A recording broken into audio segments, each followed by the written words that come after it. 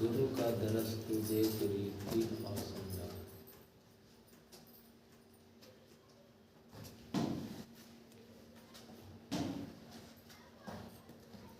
अध्यात्म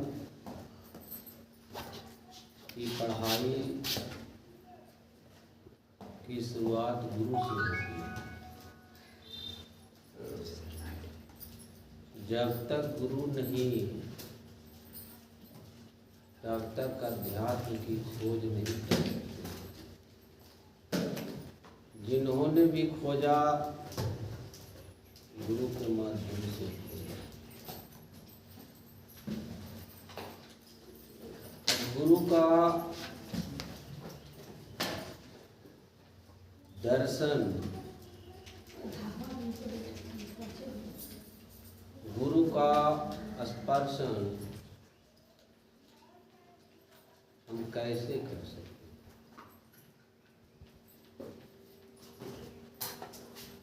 अनित्य गुरु का दर्शन जिस नेत्र से सारे संसार को देखते हैं उस नेत्र से किया जाता है। लेकिन नित्य गुरु का दर्शन यह संसार की आंखों से देखी नहीं जाती।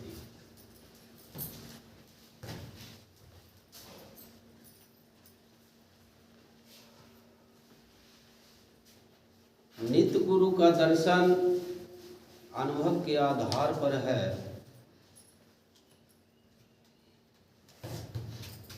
जिसका स्थान तीसर तिल है।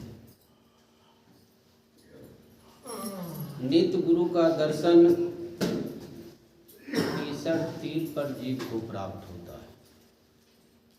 अब जीव तीसर तिल, जिसे तीसरा नेत्र भी कहा जाता है, तो जीव के अंदर दो नेत्र हैं जिससे हम देख नहीं सकते। स्वामी जी महाराज कहते हैं कि नित्य गुरु का दर्शन करने के लिए तिल आसन डाल, माने तीसरा नेत्र खोलने का प्रयास जीव करे तब नित्य गुरु का दर्शन वह कर सकता है।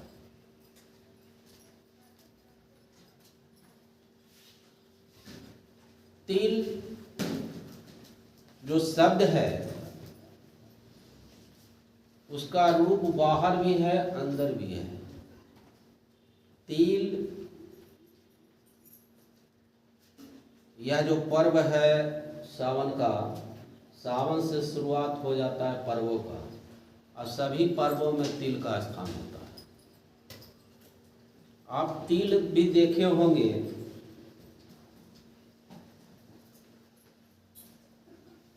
तो दीपक के तरह तिल का स्वरूप होता है।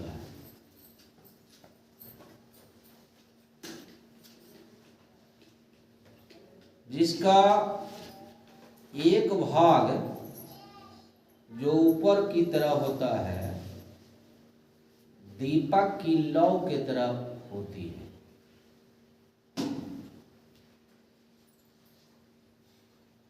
तो हमारा जो तीसरा नेत्र का स्थान है, जैसा तिल का रूप है वैसा ही जीव के अंदर स्थान है। एक आंख, दो आंख, बीच में तीसरी आंख। इसका रूप अगर तीनों को देखा जाए तब बिल्कुल तीसर तिल के आकार का होगा। आंतरिक जो प्रकाश है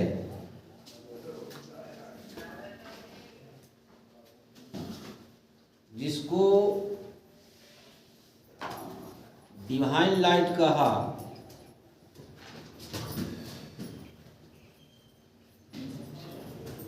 अखंड ज्योत कहा, जो सभी जीवों के अंदर जल रहा है, उसको देखना है।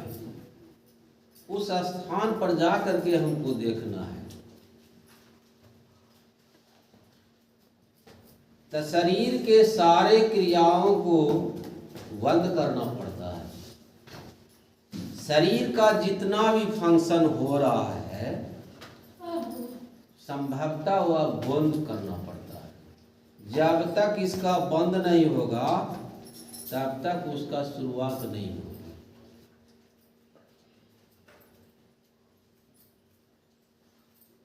अब शरीर चल रहा है श्वास पर, श्वास के अनुसार ये सारी क्रियाकलापों को करता है।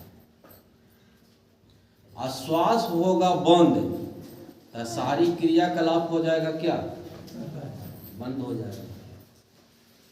तो जिस श्वास के तहत यह शरीर चल रहा है, खा रहा है, पी रहा है, दौड़ रहा है, सब कामों को कर रहा है, तब तक यह अध्यात्म का ज्ञान करने से यह वंचित है। जब तक यह श्वास बंद नहीं होती है, जब तक इस श्वास जो अधोमुखी है, ऊर्ध्वमुखी हम नहीं करते हैं, तब तक गुरु का दर्शन दूर है। क्यों? कि जीव दरस तभी कर सकता है गुरु का जब तक उसका श्वास ऊर्ध्व गति न हो, माने ऊपर की ओर न हो। हमारी सारी क्रिया संसार का है नीचे की ओर, माने बहते हुए पानी के धार के समान यहाँ सारा संसार का क्रियाकलाप है। उसी में जीव बहते जा रहा है। बहते हुए जाने के कारण जीव का एक समय आता है जिसमें उसकी मौत हो जाती है, फिर जन्म लेता है, फिर पूर्व जन्म के अनुसार जो है उसका संस्कार जागता है, पुनः इस दौर में आ जाता है, फिर उसके ऊपर संसार का जो आवरण छा जाता है। सांसारिक ऐश्वर्य के प्राप्त करने के कारण अध्यात्म का जो ऐश्वर्य है उससे दूर रहता है जीव। संसार के सारे ऐश्वर्यों को त्याग करना, सारे धन दौलत को त्याग करना, सारे बंधनों को तोड़ डालना, अध्यात्म में प्रवेश करना होता है। कितना कठिन। हम बंधन तोड़ेंगे कैसे? हम धन दौलत से हटेंगे कैसे? ये सारी जो प्रक्रियाएं हैं त्याग के अंतर्गत आता है। त्यागना कुछ भी नहीं है, फिर भी त्याग के अंतर्गत आता है। जिस मन से हम पकड़े हुए हैं उसी मन से छोड़े हुए रखना है। जैसे कोई खजांची बना हुआ है तो उसका अधिकार है सिर्फ पैसा गिनने का, पैसा का देखभाल करने का। पैसा से मोह हो जाना खजांची के अंतर्गत दोष आ गया। अब उसमें दोष झलकने लगेगा। तो जब तक मन हमारा जो है उससे अलग है तब तक सही सलामत जीव है, और जब मन उसमें समा जाता है तो हम दोषी कहे जाते हैं, हम दागी हो जाते हैं। तो मन से त्याग, हमारा मन जो है संसार के ऐश्वर्यों में जरा सा भी फंसे नहीं। सबके बीच 32 के बीच में रहने वाला एक अकेला जीव है। एक अकेला जीव जरा सा भी त्रुटि करता है तुरंत दांत उस पर क्या करता है, सवाल करता है। 32 के बीच में अकेला रह सकता है तो हम लोग संसार के बीच में अकेला क्यों नहीं रह सकते? परिवार के बीच में अकेला क्यों नहीं रह सकते? ये सब काम करता है। बिना इसके किए हुए आप जिंदा रह सकते नहीं। आप इसी के द्वारा बोल भी रहे हैं, इसी के द्वारा खा भी रहे हैं, इसी के द्वारा चल भी रहे हैं। ये सारे क्रियाकलापों को करने का आधार क्या है? जीव है।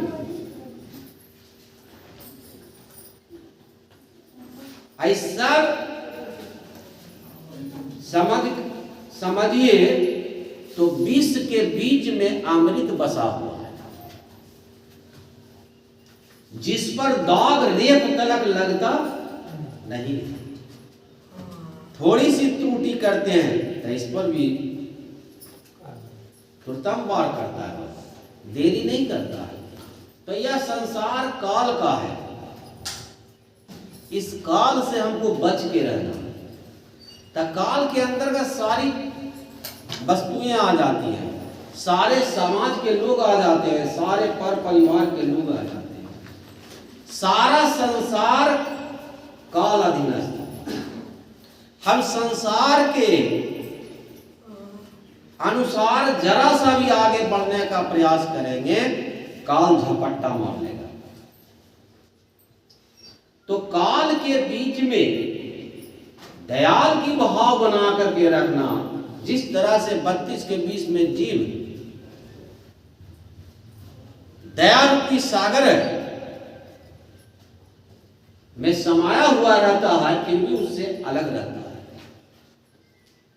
डूबता नहीं है, दूसरे को भी निकाल देता है। उसी तरह से सबके बीच संत का स्थान होता है, फिर भी संत सबको पार करते हैं। जो संत की बात पर चलते हैं वो सब भव सागर से पार उतर जाते हैं, और जो संत की बात पर नहीं चलते हैं वह इस पार ही रह जाते हैं। इस पार है मौत और उस पार है अमर। जीव संतों की शब्दों के अनुसार जीव अमर है, अमर हो जाता है। जब संत की बात जीव नहीं मानता है तो वह मरने वाला है। वह 84 में घूरते रहता है, घूरते रहता है, घूरते रहता है। एक साधु जी थे,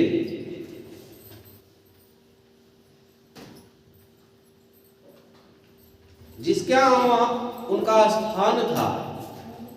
उस परिवार में लड़के का शादी पक्का हो गया। शादी पक्का हो गया तो समझ भी करते हैं कि शादी पर जो है कितना इंतजाम लोग करने सबको करना पड़ता है। कर कपड़ा लाने के लिए जा रहे हैं परिवार। साधु जी कहते हैं कि अजी सुनो सुनो सुनो, क्या क्या है गुरुदेव? तो एक सब कपड़ा के साथ एक कुछ उसको कहता है क्या, कफन भी ले आना। अब शादी के मौके पर कफन शब्द कैसा लगता है? अब साधु जी कहते हैं कि अरे भाई ले आना, क्यों कि सबको एक दिन मरने हैं, तो सब कपड़ा ला ही रहा है, तो उसमें एक कफन भी ले आना, रखल रहेगा, क्या दिक्कत है?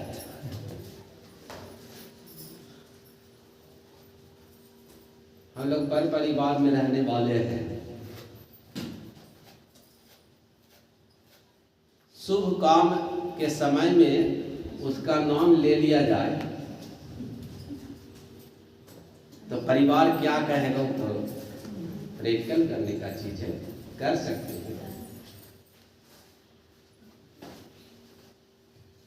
फिर जो है मड़वा छपड़ा का जो है बांस बल्ला लाने पड़ता है ना, तो कैसे सब बांस वाला लाने के लिए जा रहे हो, तो एक आरती भी बना करके ले आना, वो भी रखल रहेगा।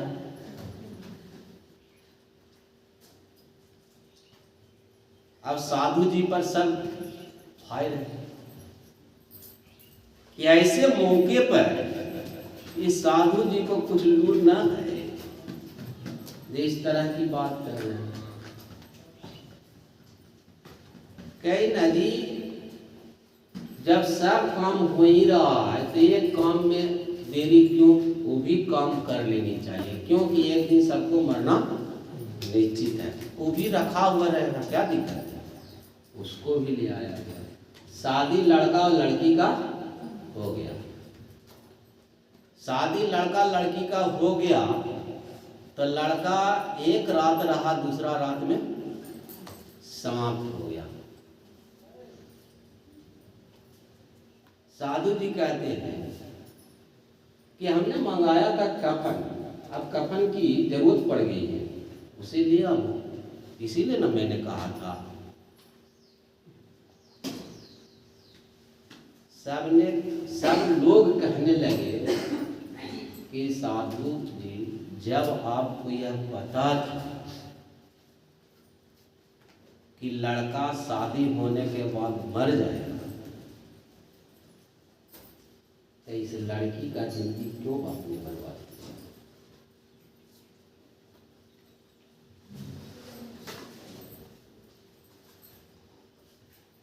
साधु जी कहते हैं कि सब जानता है कि एक दिन हम मर जाएंगे। कौन ऐसा व्यक्ति धरती पर है जो कि नहीं जानता होगा बात? सब जानता है कि एक दिन हम मर जाएंगे। तो क्या शादी ये नहीं हम करें, क्योंकि एक दिन हम मर ही जाएंगे। बाल बच्चे ही नहीं पैदा करें, क्योंकि एक दिन मर ही जाएंगे। कोई विधाने नहीं करें, क्योंकि एक दिन मर ही जाएंगे। कोई दान ही पुण्य नहीं करें, क्योंकि एक दिन मर ही जाएंगे। जब एक दिन हमको मर ही जाना है तो और करने की क्या जरूरत है? ये नहीं पूछा कि इसका तो मौत के बारे में आपके जानकारी थी, इस जिस लड़की को आप कह रहे हैं कि बर्बाद कर दिए, इसका क्या होगा? तो इसी से पूछो। ये सब जानती है, अगर नहीं जानती तो जिसका शादी जो है का 2 दिन हो रहा है और उसका पति का मौत हो जाए, उसका जीवन कैसा लगेगा? उसका जीवन कैसा रहेगा? लेकिन देखिए इसका चेहरा को, यह भक्तिनी है का, इसके मार्ग में यह शादी अवलक्षण था, लेकिन फिर भी करना था।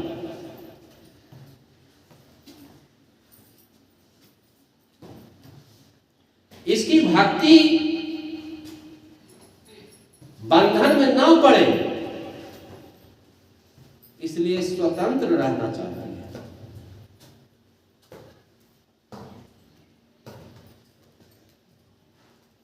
अब उसको क्या कहिए? स्वतंत्र सत्ता। हम स्वतंत्र रहना हम नहीं चाहते, इसलिए मौत है। हम अपने आप को स्वतंत्र नहीं करना चाहते हैं, इसलिए मेरी मौत हो जाती है। हम स्वतंत्र चाहेंगे, आजादी चाहेंगे, तो मेरी मौत नहीं होगी। हम स्वतंत्रता नहीं चाहते हैं, गुलामी चाहते हैं, किसी का गुलाम बन करके रहना। ये मन का जीव क्या है? गुलामियत झेल रहा है। कब से? जिसका कोई ठिकाना नहीं, मैं कितने वर्ष से इसका गुलाम बना हुआ, फिर भी छोड़ने का प्रयास नहीं है। हम बंधन में रहना चाहते हैं, बंध करके सभी कामों को करना चाहते हैं। तो जिससे बंधे हुए तुम हो उसको याद नहीं करते हो, और जिस बंधन में तुम्हारी मौत है उसके साथ रहना चाहते हो। क्या गुरु का दरस तू देख रही, तिल आसन डाल, या कभी आसन मिलेगा? हम सब के साथ रहते हुए सबसे अलग रहना पड़ेगा। सबके साथ रहते हुए सबसे अलग काम करना होगा।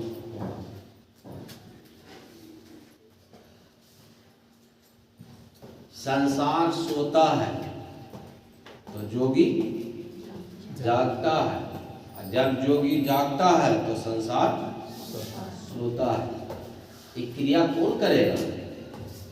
कौन है ध्रुव और कौन है संसारी? हम ही आप में कोई जोगी हैं और हम ही लोग संसारी हैं, कोई दूसरा है? हम ही और आप हैं। तो सारा संसार जब सोता है तो जोगी जाग करके करता क्या है? क्यों जागता है? संसार के आवरणों को जो है, जो जन्म जन्मांतर से जीव के ऊपर पड़ा हुआ है, उसको काटने का काम करता है, उसको हटाने का काम करता है। क्यों? कि आवरण इतना जबरदस्त है। 16 आवरण 16 संस्कार है, 32 आवरण 16 संस्कार है। अब 32 आवरण जो है जीव को उस दरस से उसको दूर किए हुए हैं। जैसे सूर्य की प्रकाश है तब हमसे दूर हो जाती है जब घना घोर बादल लग जाता है, जबकि उसका असर सूर्य पर नहीं है, लेकिन वो बादल हमको क्या कर देता है? सूर्य से ओझल कर देता है, माने सूर्य को हम देख पाते नहीं है। ग्रहण लग जाता है, सूर्य ग्रहण में सूर्य के आगे आवरण आ जाता है। सूर्य ग्रहण क्या है? सूर्य के आगे आवरण का आ जाना। चंद्र ग्रहण क्या है? चंद्र के आगे आवरण का आ जाना। उसी तरह से जीव के अंदर आगे जो है या विषय रूपी आवरण आ गया है, जो 32 प्रकार का है, या ग्रहण लगा हुआ है। इस ग्रहण को हटा लेना। जब तक ग्रहण हटता नहीं तब तक जीव कहता है कि अगर खान पियन पक जाए उसको भी नहीं खाओ। लोग कहते हैं ना जी, ग्रहण में कुछ पकाना भी नहीं है। पूर्ण के सूर्य ग्रहण है तब पानी तक पीना जो है लोग बंद करवा देते हैं। क्यों? कि ग्रहण लगा हुआ है। जीव पर जो ग्रहण लगा हुआ है, अशांत इसको कहते हैं कि हटाओ, तो हम कहते हैं कि हम पर ग्रहण लगा हुआ नहीं। अगर ग्रहण नहीं लगा हुआ है तो जीव अपने स्वरूप को क्यों नहीं देख रहा है? देखता ना। ये गुरु के स्वरूप को देखने की क्या जरूरत है? जीव अपने रूप को देख लो, गुरु का स्वरूप उसी में नहीं है। तो अपना स्वरूप देखने के पहले गुरु के दरस करना पड़ता है। हमारा जो अपना रूप है वो कहाँ मिलेगा? अभी दिल्ली दूर है, लेकिन जीव को अपना रूप देखने के लिए गुरु का रूप देखना पड़ता है, एक आधार लेना पड़ता है। जब तक आधार जीव नहीं लेगा तब तक अपने रूप को देख सकता नहीं, अपने स्थान को प्राप्त कर सकता नहीं, अपने धाम को वह जा नहीं सकता है। इसलिए सबसे पहले गुरु का धाम, गुरु का रूप, गुरु का दर्शन जीव को करना पड़ता है। स्थूल गुरु से सूक्ष्म गुरु, सूक्ष्म गुरु से कारण गुरु, कारण गुरु से महाकारण गुरु, महाकारण से गुरु कैवल्य गुरु। तब कौन गुरु? अपने आप। जीव स्वयं अपने आप है, वो किसी पर निर्भर नहीं है, फिर भी अभी हम सब पर निर्भर है। तो जीव जब तक गुलामियत झेल रहा है, गुलाम की जिंदगी जी रहा है, तब तक वह आजाद नहीं उस जीव को कह सकते।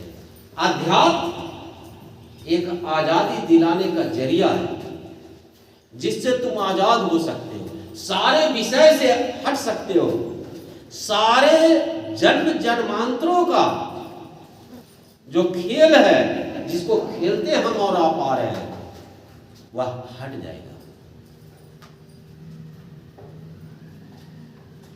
कल परसों दुकान बंद करके रात में आ रहे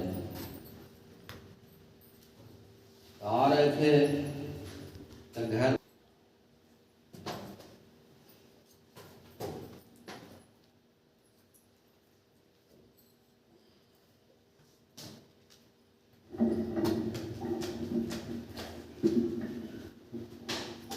हमने जवाब दिया,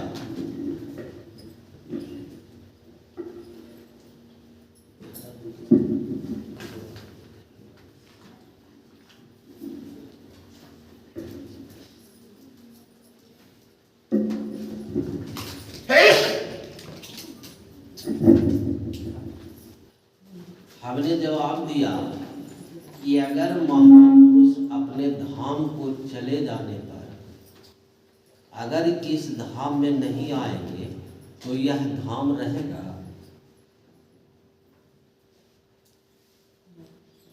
संतों की वाणी है, संत न हो संसार में तो जल मरता संसार। बिना संत के यह संसार का गति ही नहीं है। संसार में संत का आना अति आवश्यक है। अगर आप कहते हैं कि क्या महापुरुष अपने धाम को चले जाने के बाद अगर यहाँ उनका आना जरूरी है तो मोह माया, फिर से मोह माया में पड़ जाना। बोले शायद तुम यह बात नहीं सुनोगे कि पुनर्जन्म क्या होता है। पुनर्जन्म को मानते हो ना जी? तो जी, तब पुनर्जन्म किसका होता है? किसका होता है पुनर्जन्म?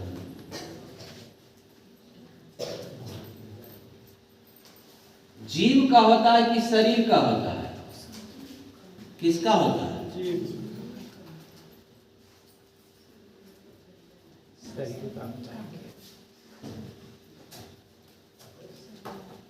इसी विषय पर हम लोग जो है भिड़ जाते हैं कि शरीर का होता है कि जीव का होता है। किसका होता है अभी तक हम लोग समझ ही नहीं पा रहे हैं। अगर पुनर्जन्म नहीं होता या पुनर्जन्म है तो गौतम बुद्ध ने 551 जन्मों का हिज्जे किया है। इसको मानते हो? तो जी मानते ही।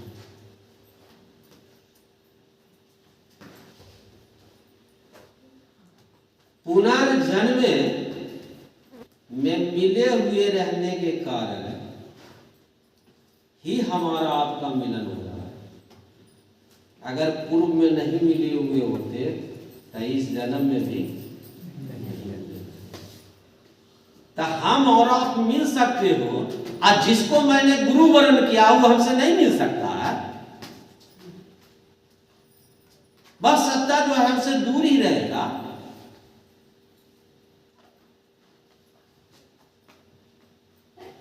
तो कहीं क्या होगा, चले आते हैं।